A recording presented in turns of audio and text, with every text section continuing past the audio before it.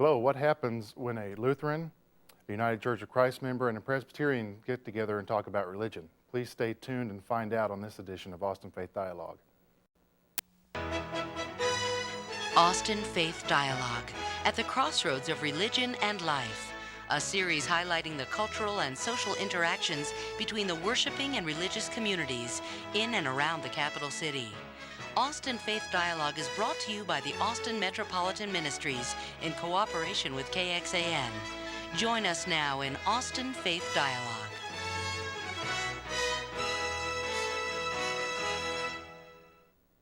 Hello, my name is Shane Whistler, your host for this edition of Austin Faith Dialogue. We're very glad you've joined us today and with us in the studio to talk about how different denominations cooperate. In this case, very specifically, are our guests, Timothy Lincoln, who is a minister with the Evangelical Lutheran Church of America, and Gerald Metzger with the United Church of Christ. And we want to specifically, before we talk about those labels anymore, I think it's important when viewers or people meeting each other get to know individuals and not labels. So Timothy, I'd like to start with you and tell us what you do at the moment as a minister, or maybe not, since I know you, and how you became to be in the Lutheran Church and a minister.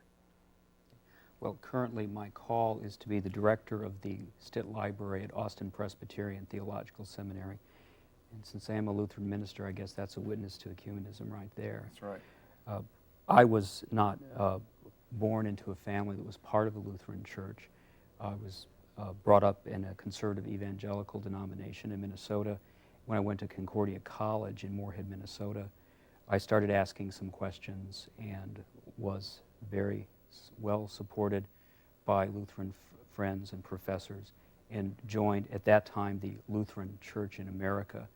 The church that I belong to now, the Evangelical Lutheran Church in America, is the result of a merger of three predecessor church bodies, and the church has been in existence since 1989. Right. Under this title? Under this title. Been present. Okay, and Gerald, how did you become United Church of Christ and then even into ministry as a profession? Well, currently I'm serving Redeemer United Church of Christ in Zeal, Texas, which is by its nature a community parish. Background goes in that raised in the Congregational Church, which is one of the four legs of the United Church of Christ, and through numbers of journeys have traveled from the Presbyterian Church through the Catholic, Episcopalian, and then found a home in the United Church of Christ. And when I went in seminary, it just felt very natural within covenantal boundaries that are the United Church of Christ to seek ordination within that body. Mm-hmm. The topic today, we use the term full communion, which might be a little confusing for people who haven't heard that before, because we think the word communion, everything from, of course, celebration of the Lord's Supper to books about alien encounters. The word communion is used a lot, and of course the core of that is community, connection. What is your understanding of that's the title of an agreement between our three denominations, because I represent the Presbyterian Church USA, and also a fourth one, which is not very well represented down here in Texas, the Reformed Church in America. What's your understanding, basically, of this official agreement that's very recently been approved? Timothy, we'll go with you and Jerry. Well, ecumenical theologians use full communion as a technical term that involves several aspects, and among the most important of those are the recognition of the members of one another's churches as fully Christian, the recognition that baptism and the Lord's Supper celebrated in churches in full communion are theologically robust and valid. The most interesting thing, though, is that full communion also implies a cooperation in ministry and a very hospitable attitude towards both clergy and laity between the denominations and churches that are in full communion. Right. Was it talked about much in United Church of Christ circles as this process was going on? The process itself was not talked about, but the history of the United Church of Christ goes into two concepts, united and uniting, from when the time the Christian and Congregational and Evangelical and Reformed came together, and then 41 years ago became the United Church of Christ. It has been a desire of the denomination, I would think, to be in communion with other bodies. Yeah, I guess where I see it is the greatest impact down here will be as the recognition of clergy, and especially in placement in small churches as we look at yoked and federated churches. Let me explain that for some of our viewers that may not be connected to our denominations, that yoked and federated, that could be a combination in smaller towns as the population diminishes, that you even have a United Church of Christ and a Methodist church connected, or Lutheran and a Presbyterian church. That's true in different parts of the country.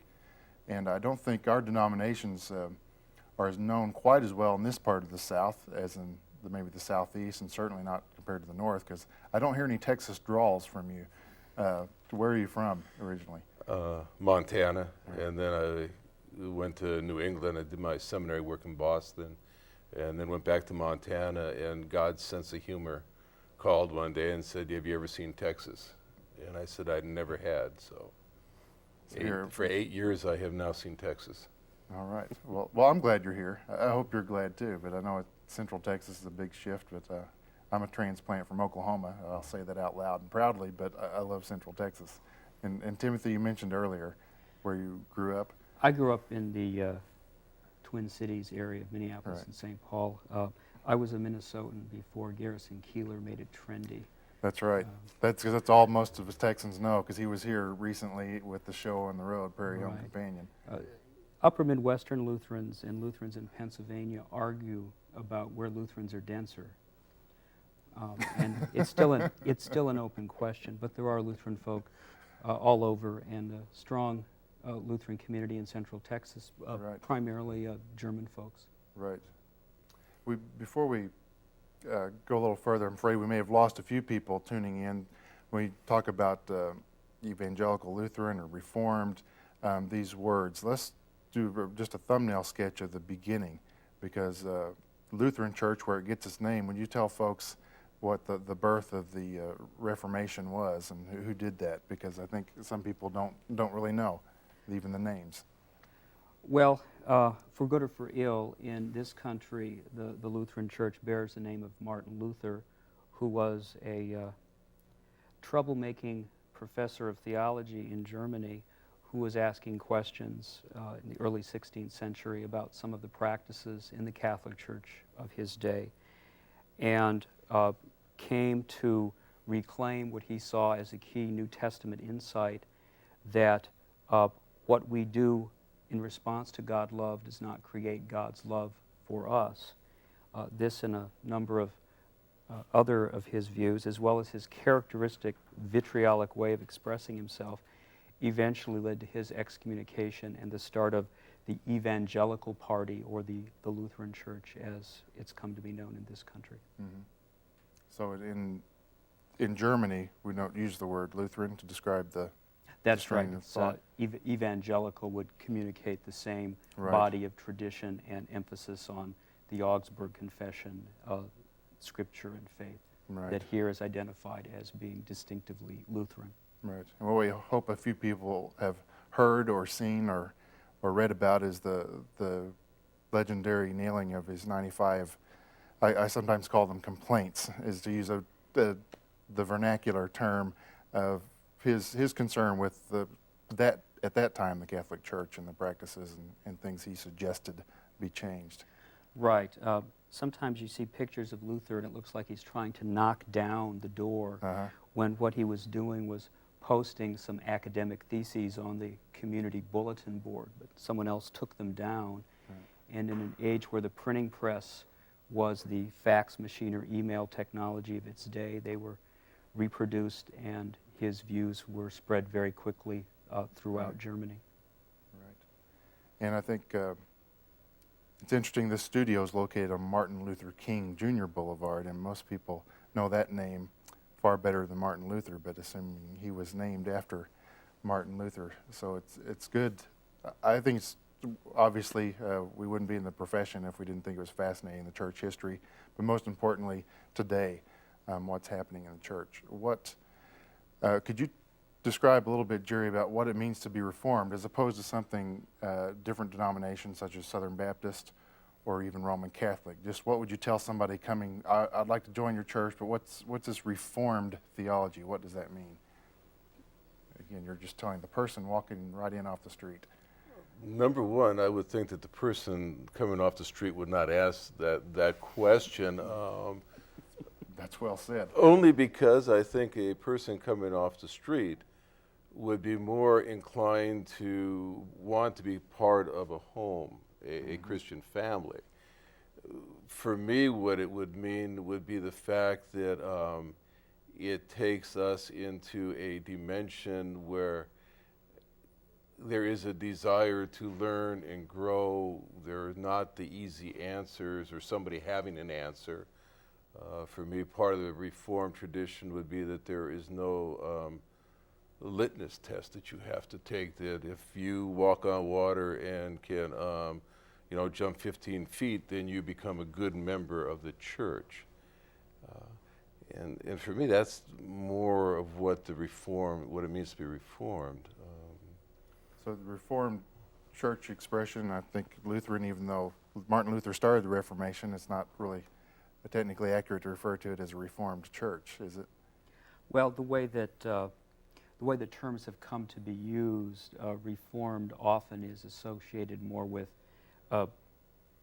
John Calvin's theology and other groups who, in the 16th century, disagreed with the Lutheran Party really over a couple of things that had to do with understanding of what's going on when we say Christ is present in the Lord's Supper. Right. On most other points, the importance of Scripture, the importance of faith, the relationship between faith and works, both Lutherans and Reformed Christians embrace the same Right. heritage. And I would say in general, we're not going to give specific pat answers to questions. We're going to encourage people to use their hearts and their minds that we think God has given us to use and explore our faith and our connection to God and one another. So I think that's what is common, I think, in discussions, because even in this dialogue here, we're not going to give a lot of 1, 2, 3 ABC answers and formula answers to particular things. We want to encourage people to use their own minds in a context of our particular doctrines, which we identify ourselves with. Mm-hmm. But I appreciate your explanation to the person walking in from the street, Jerry, because most people want community and want a home, and that's what we'll talk about in the second segment. What does that mean specifically? What are our hopes with this full communion agreement, and also beyond our 4 denominations that are named in this agreement? But what does it mean practically and every day to get along with one another? So we hope you stay with us for Austin Faith Dialogue as we talk about full communion, churches cooperating.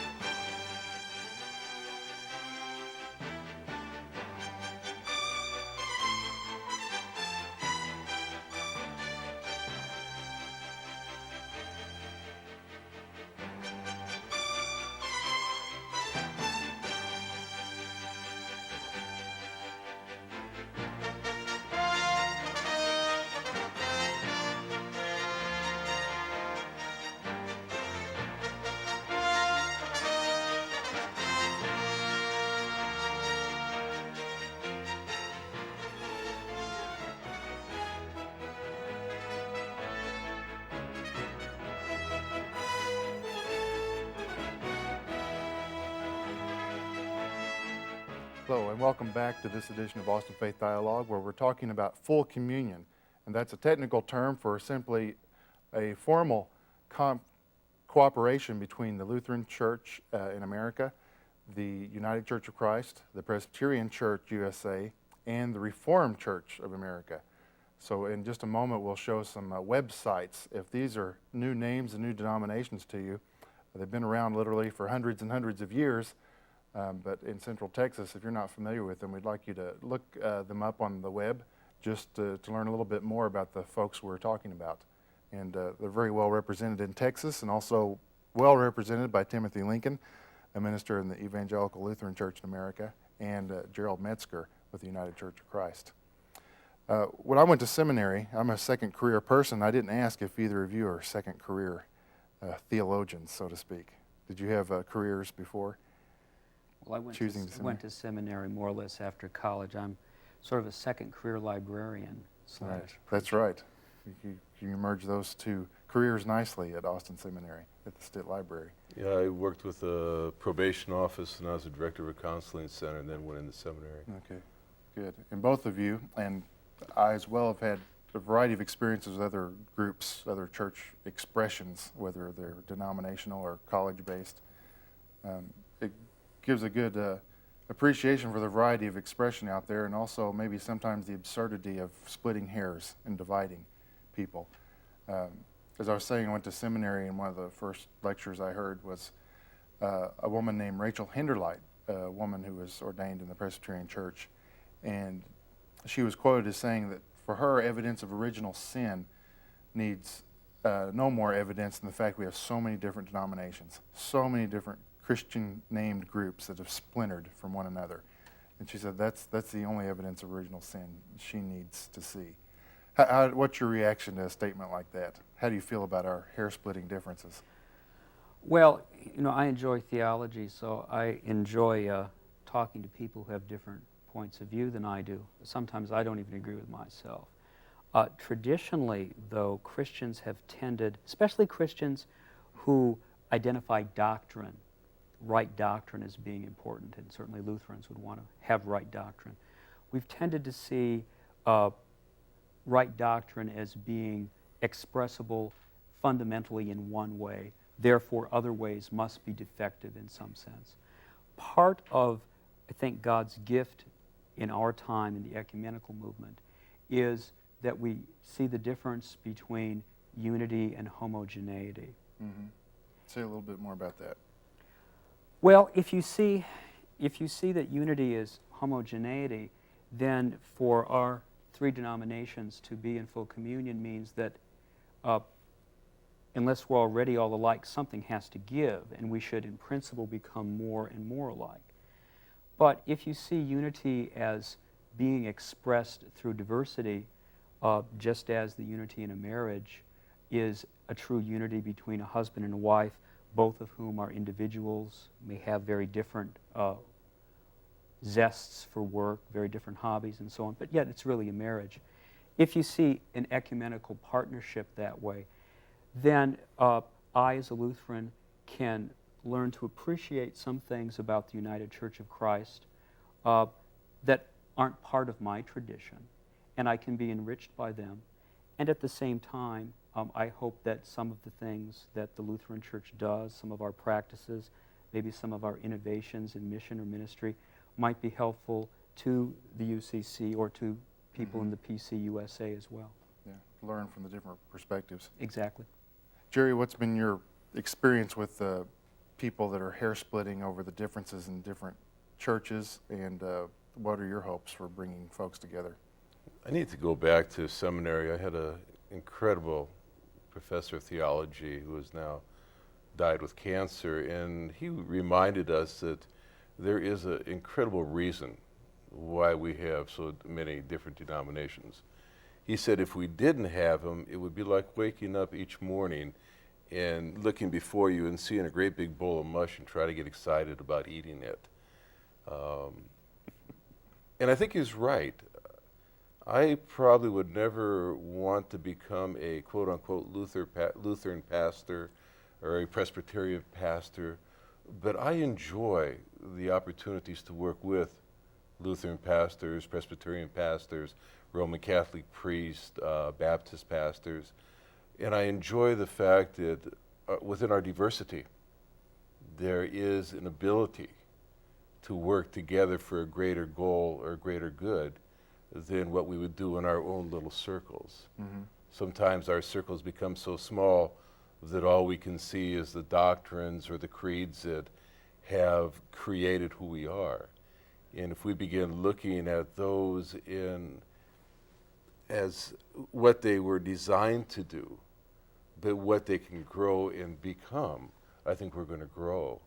For myself, the 3 churches I served, 2 of them were community churches, which were very much entitled because it was a community viewed church, and we were a part of the full community. The church I'm serving now as a parish is also very much a community church.